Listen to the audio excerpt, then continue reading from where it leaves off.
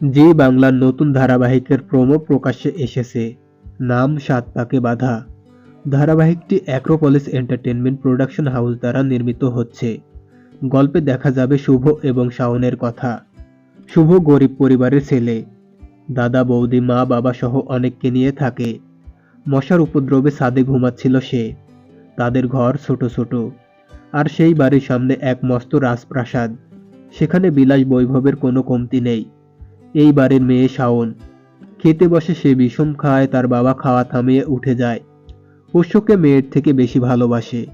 তবে কি সৎ মেয়ে নাকি রয়েছে অন্য কোনো গল্প, সেটা ধারাবাহিক শুরু হলেই বোঝা যাবে। তবে এটুকু স্পষ্ট, শাওন বড়লোক হলেও বিলাসবহুল জীবন কাটালেও সেখানে ভালোবাসা নেই। সে অনাদরে থাকে। অন্যদিকে শুভ সামান্য বিষম খেলে বাড়ির সবাই ছুটে আসে। তারা গরিব হলেও ভালোবাসার কমতি নেই। এমন অবস্থায় দুজনের মন কি করে এক সুতোয় বাঁধা পড়বে, কাছাকাছি আসবে বা সাত পাকে বাঁধা পড়ে সেটাই দেখার। শুভর চরিত্রে দেখা যাবে রাহুল মজুমদারকে। শাওনের চরিত্রে অভিনয় করবেন নবাগতা সম্পূর্ণা রক্ষিত। অন্যান্য গুরুত্বপূর্ণ ভূমিকায় থাকবেন দেবদূত ঘোষ, চান্দ্রেয়ী ঘোষ প্রমুখ।